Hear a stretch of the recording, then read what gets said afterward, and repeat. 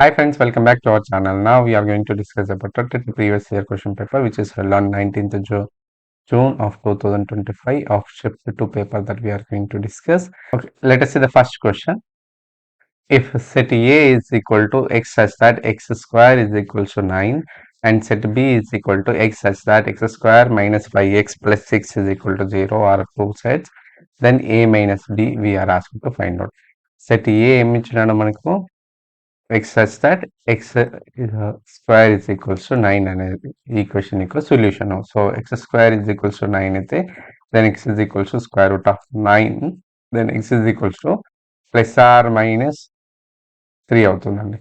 ఓకేనా, ఎందుకంటే ప్లస్ 3ని స్క్వేర్ చేసిన మైనస్ 3ని స్క్వేర్ చేసిన మనకు సేమ్ ఆన్సర్ 9 వస్తుందండి. సో అందుకని square root of 9 is what plus or minus 7. అంటే సెట్ ఏలో ఏ ఎలిమెంట్స్ ఉంటాయి, ఎన్ని ఎలిమెంట్స్ ఉంటాయి, 2 ఎలిమెంట్స్ ఉంటాయి. ఏంటవి? -3 comma +3. In the same set B is roots of this quadratic equation. What is our quadratic equation which is given to us? That is x square plus 5x plus 6 is equal to 0. దీన్ని factorise చేస్తే వచ్చేది roots వస్తాయి. x square minus 3x minus 2x plus 6 is equal to 0. ఈ first two terms లోంచి x common చేస్తే x minus 3, second two terms లోంచి -2 common చేస్తే x minus 3 is equal to 0.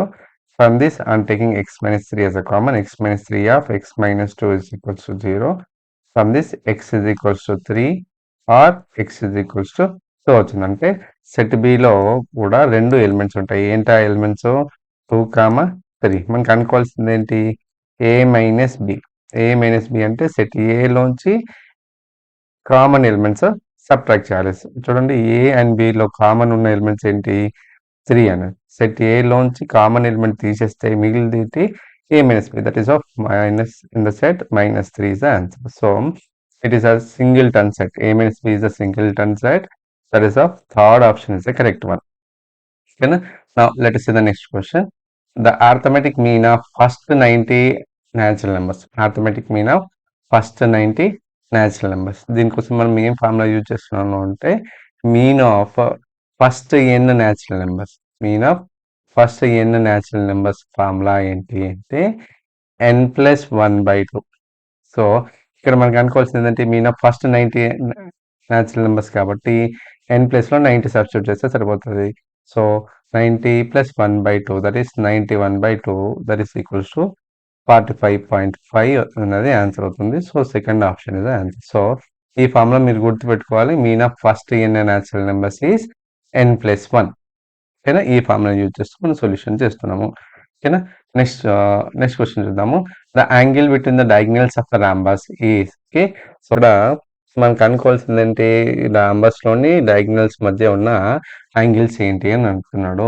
ఓకేనా, so for that we should know the concept of properties of rhombus. Rhombus లో కర్ణాలు ఒకదానికొకటి లంబ సమద్వికరణ చేసుకుంటాయి. అంటే ఇవి ఒకదానికొకటి 90 degrees ఫామ్ అవుతుంటుంది. సో ఇక్కడ వాటి మధ్య యాంగిల్ ఏమవుతుంది? 90 degrees అవుతుందండి. So fourth option is the correct answer. ఇది మెమరీ బేస్డ్ మనం గుర్తుపెట్టు. Let us see the next question.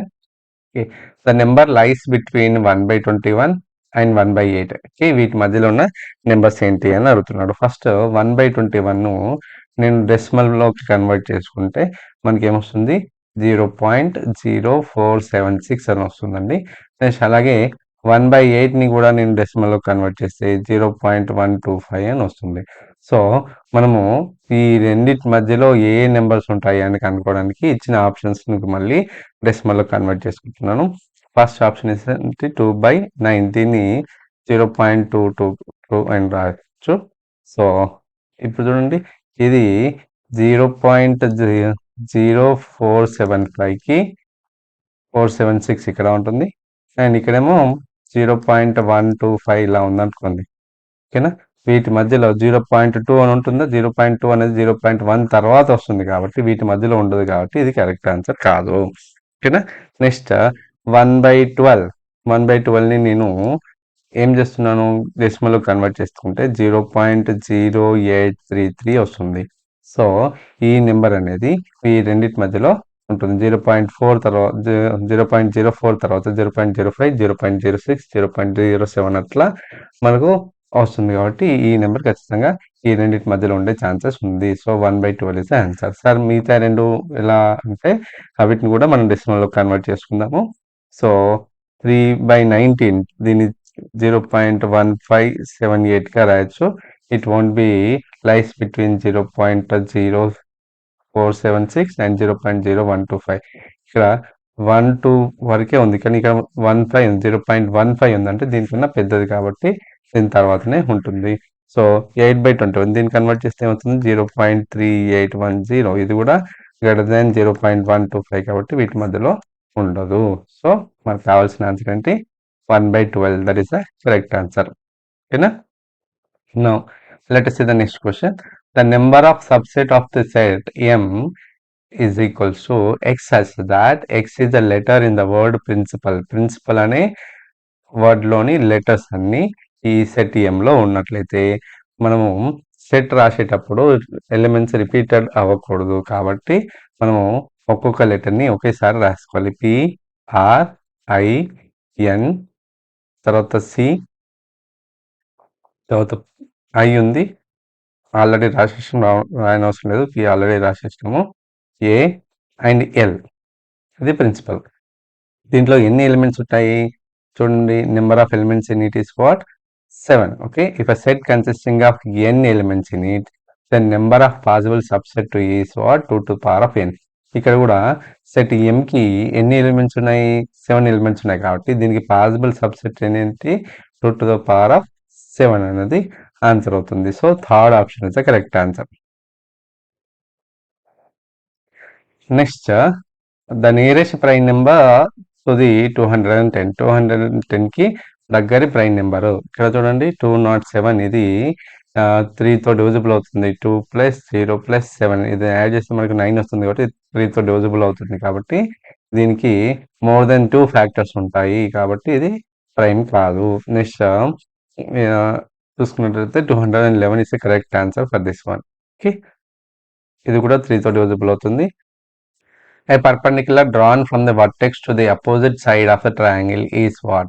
Okay, a perpendicular line which is drawn from the vertex to the opposite side of a triangle. ఒక triangle లోని ఒక side కి దాని opposite vertex నుంచి draw చేసిన పర్పెండిక్యులర్ లైన్ ని మనం ఏమంటామంటే ఆల్టిట్యూడ్ అంటాం. దీన్ని హైట్ అని కూడా అనొచ్చు. So the perpendicular line which is drawn to the vertex to the opposite side is what? Altitude of that base. Okay, so first option is the correct answer. This is memory based. Next question చూద్దాము.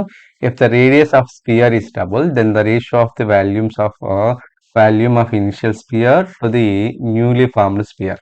ఓకేనా, ఒక spear initial stage లో దాని radius r అయితే దాని radius double చేసినారు. Double చేసిన తర్వాత దాని స్పియర్ రేడియస్ ఏమవుతుంది 2r అవుతుంది. సో దీని వాల్యూమ్ ఏంటి?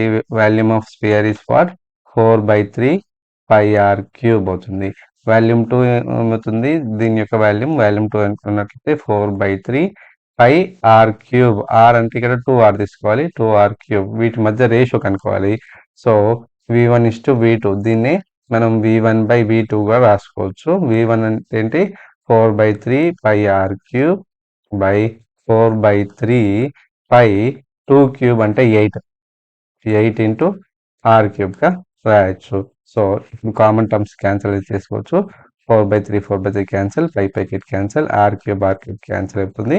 మనకు 1/8 వస్తుంది. అదే 1:8. So required answer is what 1:8. So fourth option is the correct one in this case.